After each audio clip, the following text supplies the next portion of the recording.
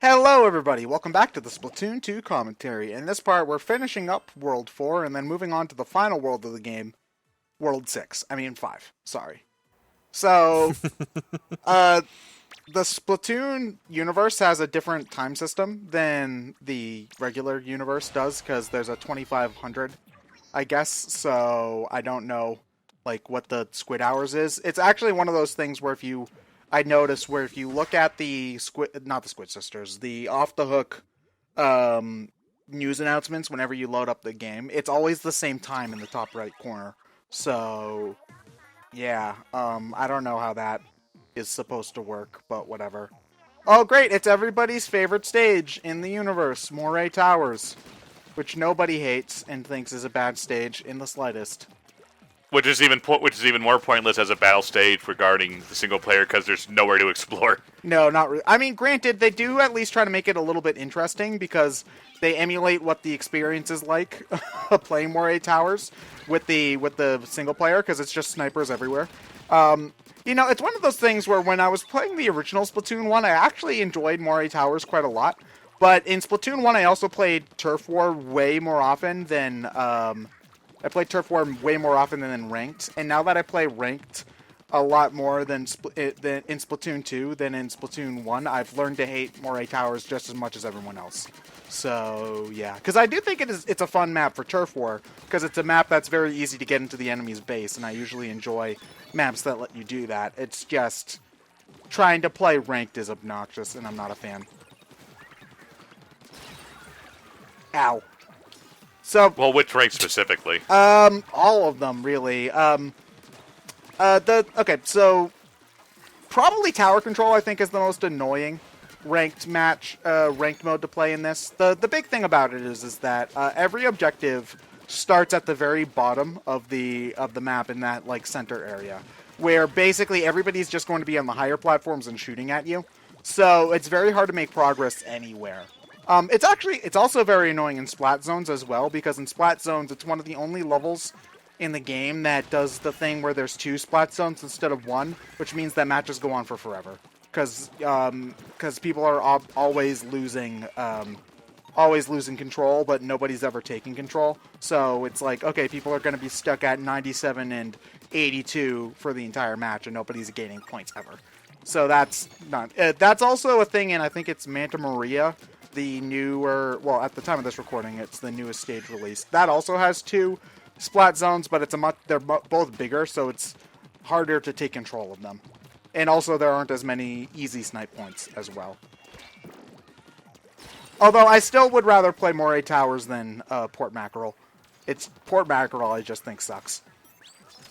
Which one's Port Mackerel? Port Mackerel is the one which is just very straight, a lot of straight lines, cargo containers. Okay, yeah, I know what you're talking about. Yeah. Were there any stages that you wish would have come back instead of these 2 in Splatoon 2? Now, you see, the thing is with Splatoon is particularly, I don't remember stage names. Okay. Yeah, I know what they are when they come up, but I don't remember the station names. Yeah, I don't remember. Yeah, I couldn't call them off the top of my head. Okay, well then that's just me where I remember them more, probably because I think I've probably played the most Splatoon. We've also played a lot more. Yeah, I've played. Yeah. I think I've already. No, I don't think I've outplayed my Splatoon 1 time on Splatoon 2 yet. I definitely have stuck with Splatoon 2 a lot more than Splatoon 1, though, because I took breaks every once in a while. Well, that's also Salmon Run for you. Oh yeah, Salmon Run's great, and also I think it's also just because I like my Switch more than my Wii U, so I'm more inclined to turn it on as well. Not very hard to do. Yeah, no. Yeah. Which is a shame, because I'd rather that we didn't have a bad system for. Well, at least the Wii U's life cycle was relatively short. It's like what, 2012 to 17? Like, not even. That's like a 4.5 5 year. years. No, 4.5, because Wii U. And the first year basically doesn't even count. Yeah, so because there were like no games for it. that's the shortest life cycle of any Nintendo console. Now that I'm thinking of it. Yes, it is. I think the Yes, only it is. one that comes. besides the Virtual Boy. Yeah, well, I think besides the Virtual Boy is always kind of implied. Like, the only one that I think has a shorter life, that has anything kind of close, is the Game Boy Advance. Because, okay, well, the Game Boy Advance isn't exactly a great comparison, because the Game Boy Advance went a pretty decent length into the DS's life cycle. Like Mother 3 was 2006, which was 2 years after the DS came out. But Let's say Game Boy Advance was short but sweet. yeah, because Game Boy Advance was like 2001 to 2004, because that's when the DS came out. Yeah. Yeah, but I think, people were also like, oh, why is this any different from your old Game Boy? And so they had to get something with a different name. Although you think that Nintendo was also under a very weird thought that both would exist at the same time, which was clearly not going to be the case No. from anyone No. looking at it. No, not especially when you put a Game Boy Advance slot Advance into player. the DS. It's like Yeah. no, you. Well, to be fair, I find the DS to be an improvement in just about every single way. Oh no, so. I love the DS. Yeah. Like the DS. Yeah, not to harp on the DS in any way. It was just a matter of Nintendo initially pitched the DS as a third thing. Yeah, and I was just like, nope, that's not gonna work. Sorry. Like again, like the DS. I think if you count when you're talking about consoles, I'm guessing you guys don't account backwards compatibility. Like you could say I do. Backwards do? compatibility is nice, but you do? I do. Yeah, because in that case, then John, then the Wii U would probably be one of the best gaming systems of all time because you have Virtual Console and Wii and stuff.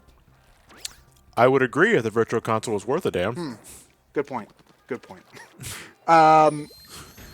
Yeah, but okay. So if we do count backwards compatibility, the 3DS I think is probably my favorite console of all time because a decent Virtual Console selection plus a fantastic eShop plus the full release games plus DS backwards compatibility. That's all awesome to me. So again, not talking bad about or the game. I'm not talking bad about the Game Boy Advance either because that had a great library too. It just didn't live for very long. I mean, also, if we're going with that, can't ignore the PS2 being backwards compatible with PS1. Oh yeah, that's also that's just me not having as much experience with those games, but I can't deny that that's also a very stacked game library. Yeah, PS2 is probably my favorite console of all time. Okay, so anyway, I like this boss, but only if I'm using a long-range weapon like the Charger or the Splatling. If I'm using any other weapon, then it's the worst Fuck boss. the roller. You know what? The worst one, the roller was really, really bad. The roller was terrible for this one. But the dualies actually, I think, were the hardest because the dualies have a shorter range than the splatter shot. And it took forever to try to beat this. Granted, they do change some things about the level design when you have other weapons, and they do this in the standard stages as well, where they'll add an ink rail to the side so that you can kind of reach it easier, but you can only ever hit him when he's in a specific spot on that ink rail, and it's mostly just kind of, and it's like the ink rail is the only place where you can reliably hit him, so it's just a lot of waiting, and it's bad. It's the least fun part of any playthrough where I'm using a different weapon is trying to kill this boss. Which is a shame because it's as a sniper boss, it's a lot of fun. But with any other weapon, it's just not designed for other weapons. no. Waiting games are never fun as a boss Yeah, we were fight. just talking about this, Yeah. Like, you're not able to fire on him as often as, like, you're able to fire on the Octo Samurai, for example, but you're always doing stuff. Like, you're dodging his attacks and trying to get to higher ground and seeing if you can make that shot from this specific angle or whatever. So it's not like you're waiting around too much with the sniper, but with any short-range weapon, you are basically just like, okay, come to the ink rail. No, that's not the ink rail. Please come to the ink rail. And what's worse is that if you die at any phase, like if I died here and he only had one guy up top there, when I respawn, he has all four back. And you have to do all that work all over again. And using specific weapons, sometimes it can take like 5 minutes to just take out those three. And it's just a lot of work you got to do over again. And it is Jesus it's Christ. obnoxious. Just call it the fuckling Iblis trigger while you're at it. Yeah. Oh, God. I just realized I have to beat this guy with the blaster if I want to get all the hero weapons. That's Oy. miserable. Have This fun. graffiti on the floor and the wall makes me want to buy Gain fabric softener sheets. What? The logo looks remarkably like the Gain fabric softener sheet. Okay. I know it's like the most random thing I've probably said all year, but it's like, I see it and I just call it as it is. Okay. Glad to know we know what John's favorite brand of fabric Laundry software Fabric detergent. software, is. yeah. It smells so nice. Hashtag not an ad. Running gag. It's a shame that we didn't get, like, I totally was. You see, it's one of these things where I wish that we had more interaction with Callie throughout the game. Like, they have her, like, at the end of these transmissions, like, be, like, ominous throughout part of it, but I wish that we were able to talk to her throughout the entire game. We mentioned this earlier, but you miss her personality so much in the single-player mode. Marie is great, and Sheldon's great, too, but there's definitely a piece missing, and I wish that, like, even if it's just, even if they're, like, playing up, like, what's up with Evil Callie, like, even having her personality is still pretty much intact, and I would like to have had that in the dialogue. Well, that's why I was saying I would have liked to have her be kind of the recurring mini-boss of, like, the Octolink stages. Yeah. You know, where you're getting the mini Zapfish. Just have her around just saying random, like, Random weird stuff things. while... Yeah. Yeah. That would be really cool. I would have appreciated that a lot. Why would text be upside down if you're holding the phone upside down? That's up, the John. joke. It's like No, it doesn't make any it's sense. John, it's like how if you put the batteries in reverse, the thing works in reverse. Or if you put the batteries in the vacuum upside down, it shoots out dirt. Have you never watched a cartoon before, you pleb? Worst hub world in the game. Oh god, I hate this place. I get what they were going for, and I appreciate the effort, but it just doesn't... Okay, that was my fault. But it just doesn't work, because this hub world takes forever to explore. And this is, even if you're not a fan of going and unlocking everything first, you want to do a level when you discover it, no, don't do that here. Yeah, because then you're just... Just go and do it all at once. You'll save yourself so much time. Yeah, rip off that Band-Aid. You know, like, it's just one of those things where I get what I do get what they were going for, because they wanted a little mini platforming challenge so that you can unlock every world. That's fine, I think. That could work. I think the problem just is that the platforming challenges themselves are so long, protracted, and obnoxious.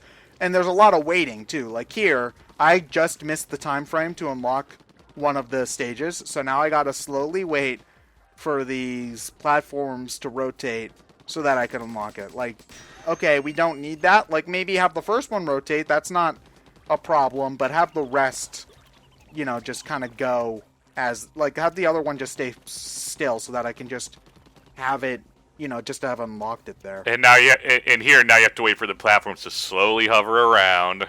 Yep. Also, to your right, you will see a bunch of invisible platforms that houses a level that you have no way of really noticing besides that one little spot there. You know that there's invisible platforms. Like, it's just the matter Yeah, of... but you can't fucking tell where any of them are because they're fucking invisible. So here's what's going... It's supposed to be invisible. So here's the problem. Like, I don't notice... I notice that there's a moving platform here. I don't notice that there's another one. You found that by... Yeah, you don't notice there's another one. You see that there's something over there and it's invisible. But how are you... You know, you just have to shoot wildly and hope that invisible platform right there that he's on right now happens to be where he was shooting. Because otherwise you have no idea there's moving platforms there. And you'll notice I'm shooting around thinking, is there another invisible platform there? There is, but I missed it. So I'm thinking, okay, looks like there's just not another invisible platform. So I'm under the impression... So you have to jump over, but there's clearly not enough room there. Yeah, and I tried a couple of times thinking that, oh, and since if you die there, you have to go all the way back on the floating UFO saucer thingamahoosit. It's... Oh, God. Yeah, at this point, I'm just chucking bombs wildly, hoping that I hit something, but that's just not going to happen. This looks to be escalation done wrong. Yeah. Yes. What I'm missing is that there's a moving platform invisibly to my left at this point. The problem is that every time I try to shoot to the left, it's not there.